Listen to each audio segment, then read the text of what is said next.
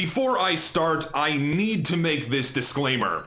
This video contains my opinions about other people's work. Some of my thoughts shared here will be very critical. Some might even consider my words harsh. Some of you will agree with me, and some of you will disagree. And that's okay. You are allowed to have a dissenting opinion with whatever thought you come across online. Do not use my words or my opinions to go and attack anybody else, including the artists that will be indirectly featured in this video, none mentioned by name. For the love of God, do not put my opinion above anybody else's online or anywhere for that matter, just because I make stupid videos and put them on YouTube. Now, with what should be inherently obvious out of the way, we are in the middle of Smissmas 2020 and we got a new Warpaint case, the Winter 2020 collection. Much like last year's, it contains holiday-themed Warpaints created by artists from the Community Workshop. I already went through these Warpaints in a brief video and gave my thoughts on them, but subsequently removed it from YouTube because my initial interpretations were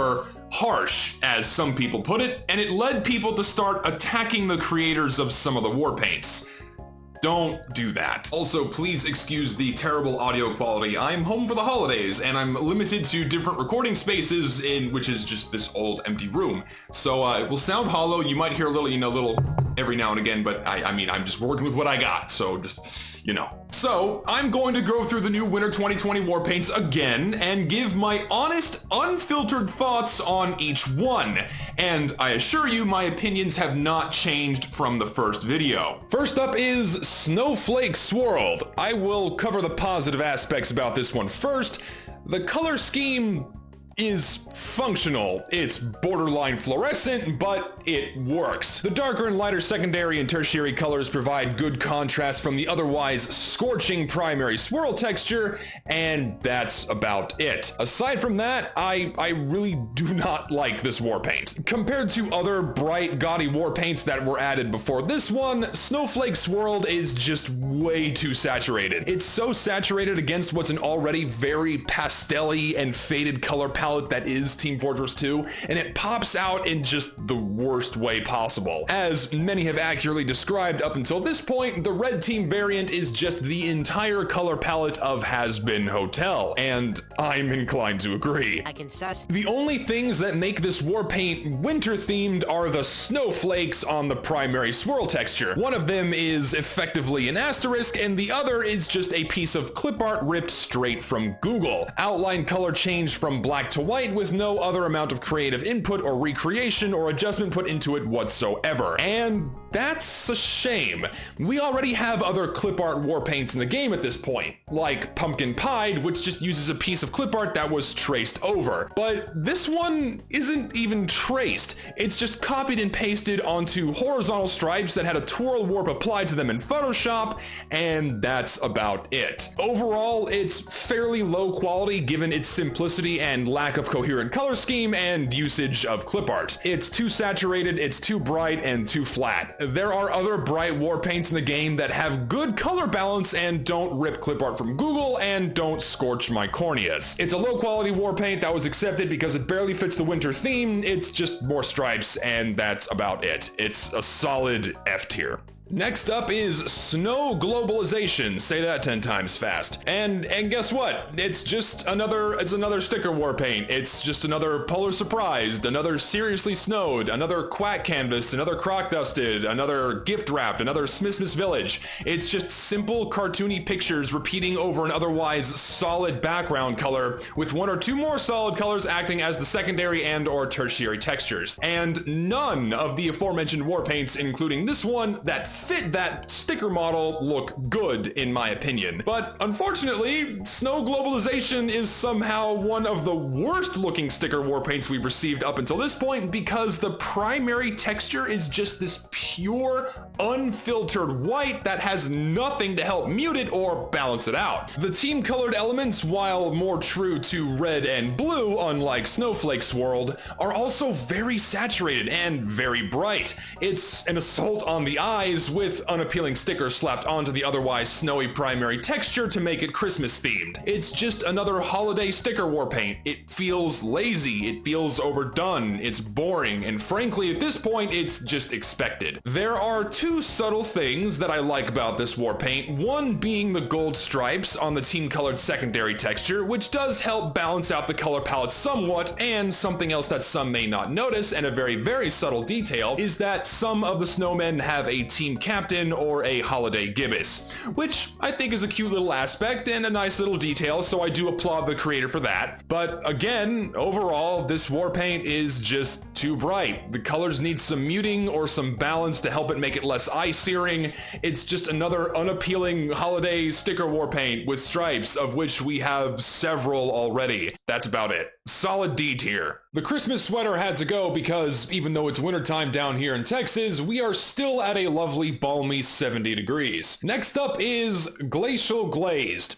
I'm going to take my sweet time with this one because I have good reason. I think that this is the worst war paint that has ever been added into the game. To give it one positive foot to stand on before I completely tear it down, the color scheme is the only thing that this war paint has going for it. The primary texture has the color of dirty ice, which is like concrete, so it succeeds in playing nicely with the overall color scheme in Team Fortress 2, but everything else about this war paint is just ugly. The secondary texture is just more of the same gray-blue color that we get in the primary texture, and the tertiary gray-brown barely adds just enough contrast that the war paint oh so desperately needs. And another thing that does not help this war paint is that the primary texture is just an edited stock photograph. You cannot use a high quality photograph and expect it to look good as a TF2 texture. The amount of detail within a photo does not readily translate into the game without a serious reduction of quality. Image compression makes high quality textures look fuzzy, staticky, and pixelated, and photographs are of no exception. It's something that we see all of the time with things like sprays. This drop in image quality is very apparent here.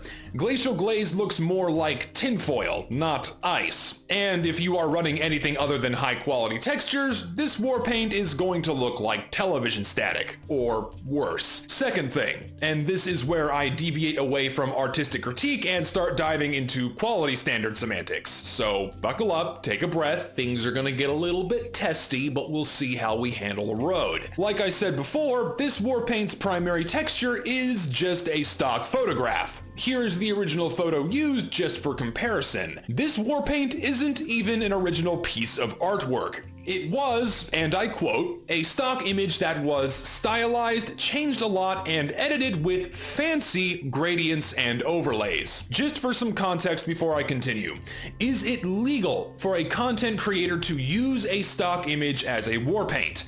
Yes, it is. This specific image is available for use in for-profit commercial applications, edited or unedited. This creator is perfectly within their right to use a stock image as their war paint. And I do not like that. I really do not like that. Why? It's low effort, it's low quality, and it's simply just fucking lazy. From the words of the creator, they stated that they stylized the stock photo and changed it a lot, using fancy gradients and overlays. While they did change the photograph, they didn't change it by much. The image was just cropped using a 1:1 square crop, which is just the default option in Photoshop. Then they dropped the saturation to about 50% roughly, and then they used a cutout filter, which is again just a one-clip filtering option available in default Photoshop with the settings played with a little bit, and then they lightened up the gray colors a little bit using a color selection, which is something that I managed to do in Photoshop over the course of less than 2 minutes. And I'm a complete novice. I've barely used Photoshop at all in my life. So that's 3 filters on a pre-existing photograph. Had I spent more than 5 minutes on this, using the last color filter or playing with the cutout filter settings a little bit, I probably could have gotten even closer. They also mirrored the left edge and did some weird cropping or gradients on the outside edges that don't do it any good, because you just get this big line cutting across the primary texture that just, it looks terrible because the texture isn't seamless. But this is fine. This is okay. Effort is relative, and if people like the way it looks, that's also fine. But the problem with this kind of war paint being added into the game is that it lowers the quality standard even further for creators and aspiring artists on the workshop. Aspiring creators who look at this war paint, see that it was added into the game, they think that they don't need to put effort into their work or uphold themselves to a higher quality standard as they make their art. Because why bother when war paints like Glacial Glazed get accepted?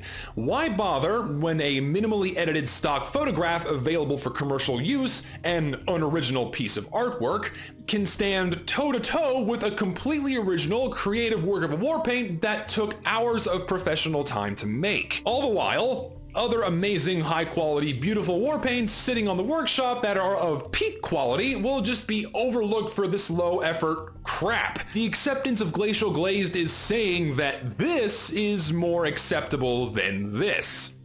The acceptance of this war paint is saying that we are okay with this level of quality in our items, that we as consumers are willing to accept this product and spend money on it, and that you as creators are satisfied with this level of quality and effort in your work, and that this is the standard that you are being held to and are being represented by. Call me entitled, but I don't want this, and I know a lot of other people don't want this, and I know that a lot of other creators are furious that this war paint was accepted into the game, especially when there's other far more deserving and higher quality war paints that have been on the workshop for years. But all of this is not the creator's fault. It's Valve's fault. They're the ones with the final say on what gets added into their game. We have no control over that. But what we do have control over is the quality of what we as a community create. While we cannot control what Valve picks, we can control what options they have. So, I pose the acceptance of this war paint as an official Valve-approved item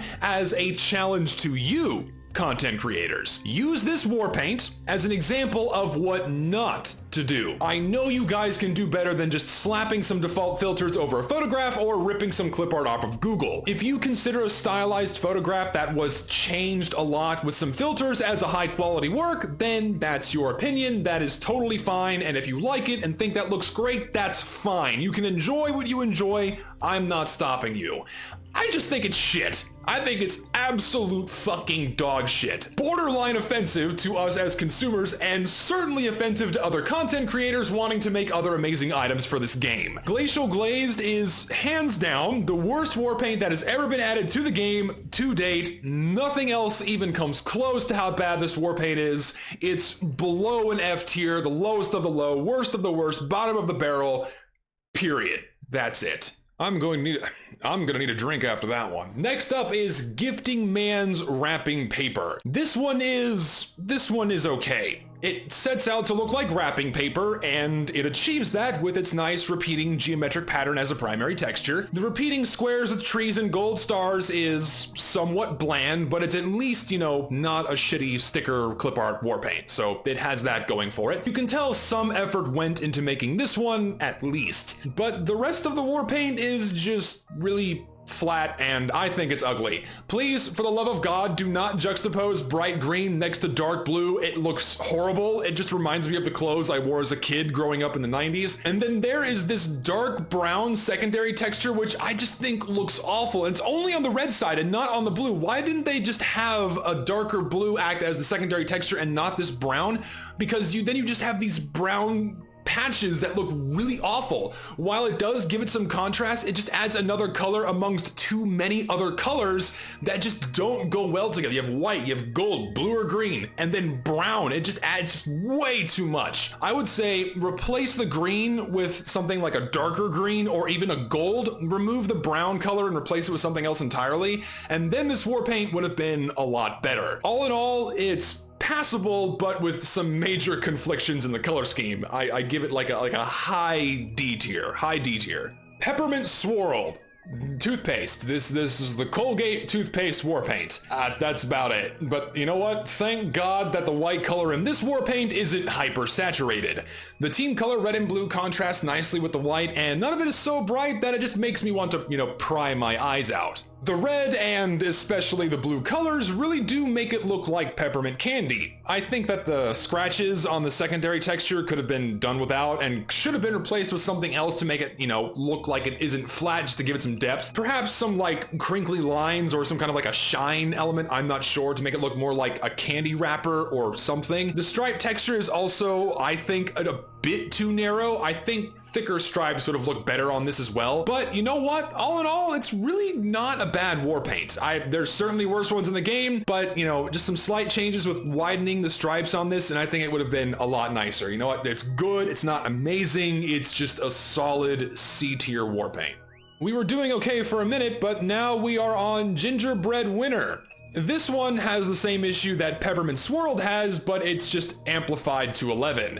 It being that the details on this, which are like the colorful candy stripes, are just way too small, which makes the war paint look super busy. The details on this should have been made bigger so you get more contrast between the white frosting and the brown cookie. And thank God the white on the frosting is not neon white, it's nicely muted, which is a really nice thing to see. But again, making those details bigger would have been a lot nicer, because you could have gotten nice contrast between the white and the brown like you see here on the handles of the sticky bomb launcher. These portions I think look great, but when you get to the more detailed sections, it's super busy and it's too much. Bigger patches of white frosting with bigger candy pieces and less detailing on it with the repeating patterns would have made this war paint a lot better, but all in all, it's fairly unappealing as it is right now. It's cluttered, it's busy, it's noisy, a semi-decent color scheme, but it's just not cutting it for me.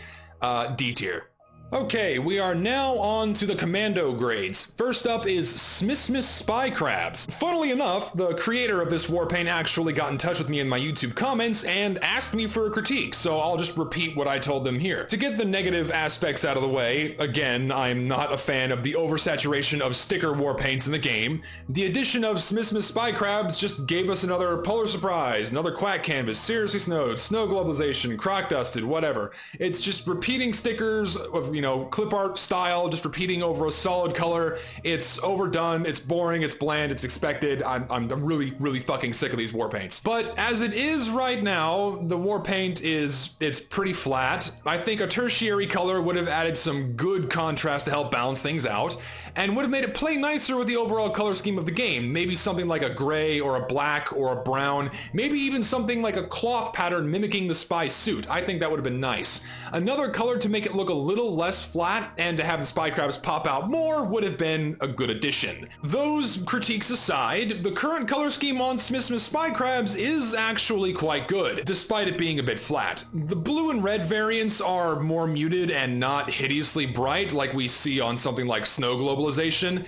This makes the war paint fit pretty well on both blue and red teams without being too gaudy or too out of place with the rest of the game. And when you get good Spycrab placement, it adds, just enough contrast to brighten up the base texture, which I think looks pretty nice.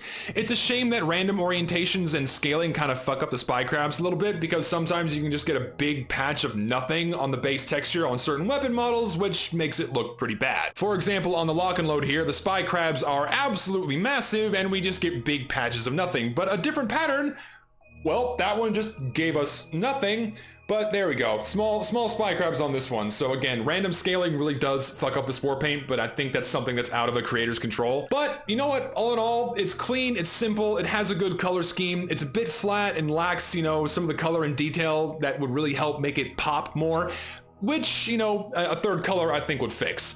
It's definitely one of the better sticker war paints that we have in the game right now, so it's just okay. I'm gonna give it a solid C tier war paint. And now we are on Elfin Enameled. Oh god, oops, it's all green. Come on, blue, let's go look for a clue.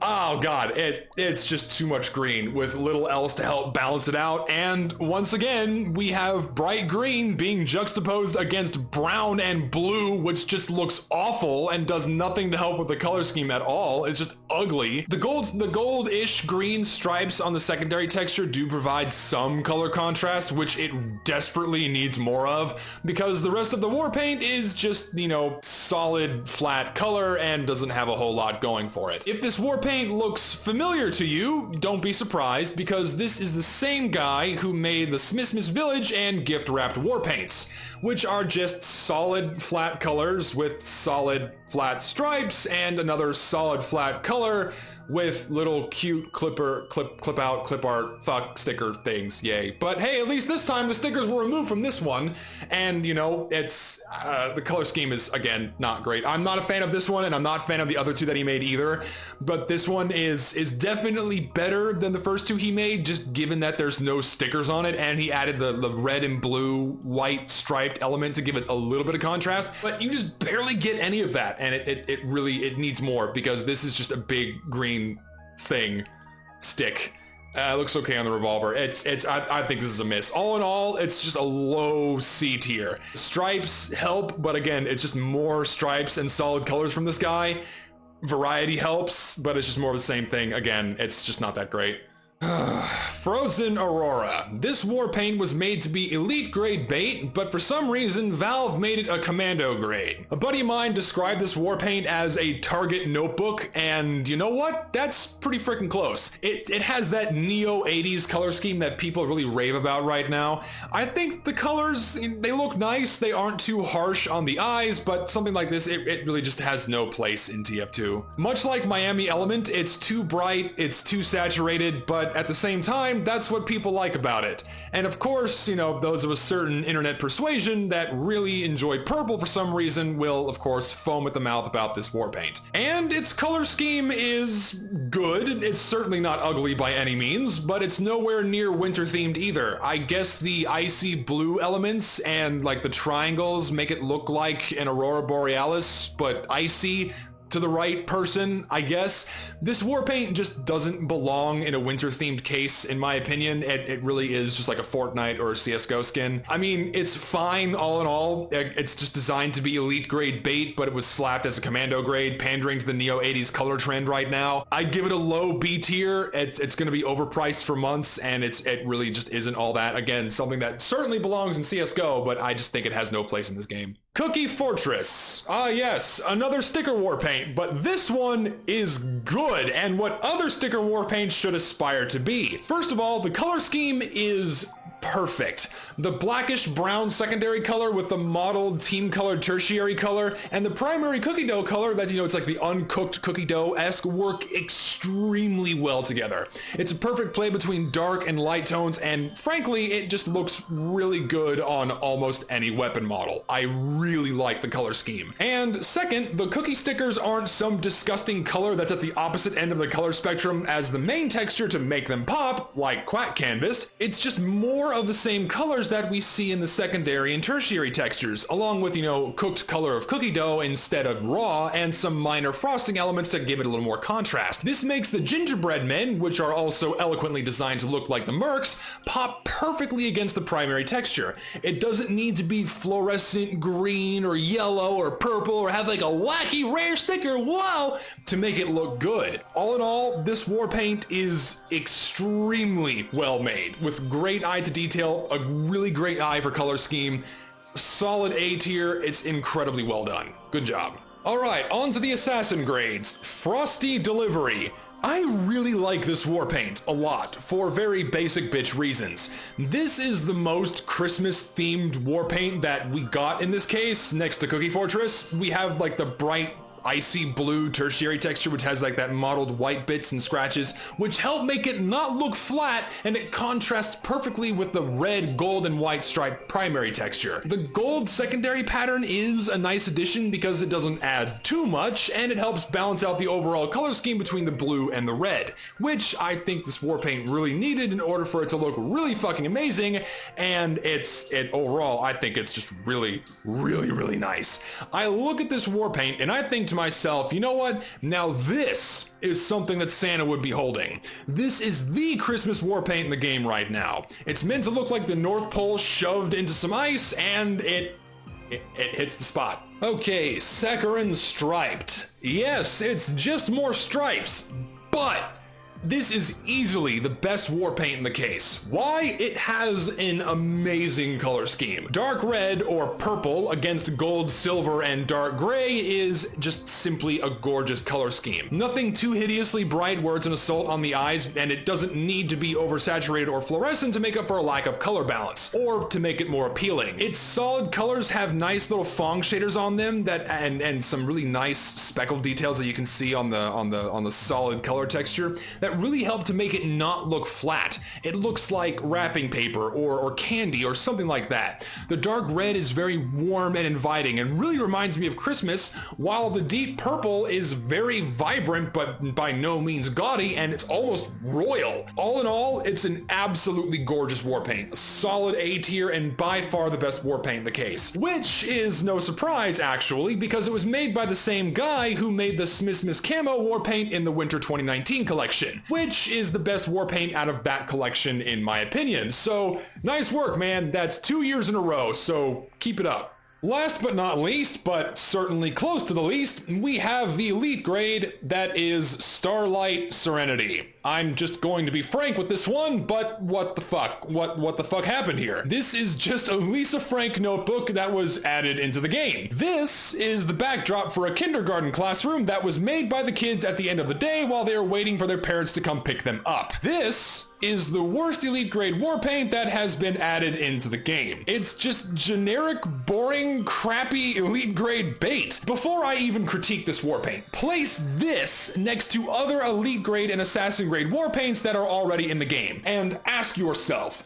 does it even come close to the quality of the other ones that we've seen? I don't think it does. Nowhere near as close. Jazzy takes a note out of Modern Art's book with its eye-popping yet not too bright color scheme that mimics a famous 1990s art piece. It's colorful, a bit gaudy, but not overly saturated and doesn't rely on Fong shaders to look good. Fire Glazed has a detailed yet cartoony TF2 flame texture that has muted pastel-y red and blue colors that are balanced out by black and yellow to provide subtle but excellent contrast. Electroshocked has one bright color with a detailed but large enough lightning and skull pattern to help contain it. This balances out the ultralight yellow and blue against the jet black background and secondary texture.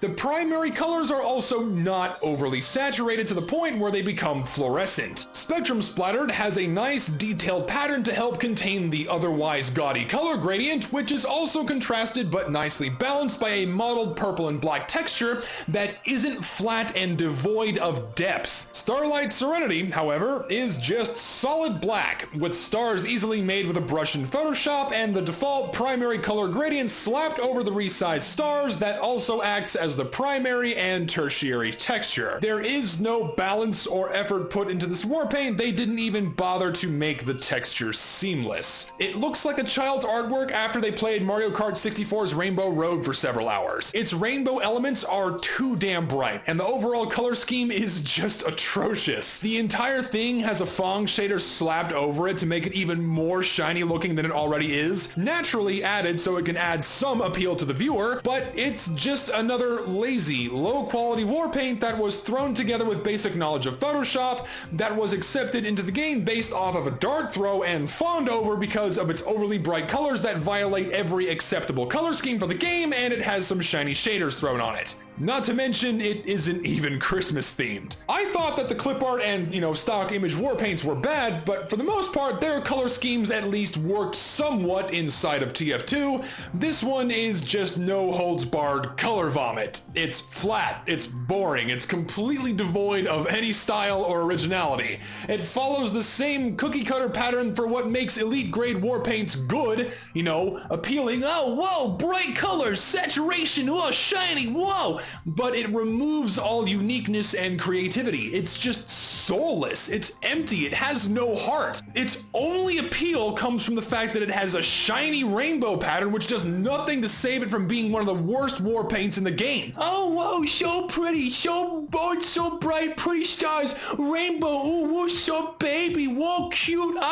put a bullet in my fucking head. It's hideous. F tier. burn it. Put some love into your creations, people. I want to see something fresh, not shit like this, or more wacky holiday stickers. Give us something else to work with. I'm sure many other people would appreciate that as well. I pray to God Valve does better with the next collection, because Jesus Christ, what were they thinking with some of the selections in this one? And Valve, for the love of God, if by some miracle you are watching this, please raise the quality standards for what you accept into the game by just a little bit. You are already opting to not give us updates aside from purchasable content and some shoddy duct tape over glaring issues, so please don't give us the shaft on this one as well. We like these updates, but if you keep giving us shit like this, I don't know, man. I'm just one guy. It doesn't matter, but I mean, you're gonna lose a customer. I'm losing faith here. What the fuck are you doing with this? Let me know what you guys think about these war paints in the comments. Which ones do you like? Which ones do you not like? Go ahead, speak freely. I did. Call me an idiot. Call me a moron. Say I'm sending hate to the creators. I'm not, but I don't care. Just go fucking nuts. I'm gonna go drown myself in bourbon and eggnog. It's the most wonderful time of the year, as they say. Peace out.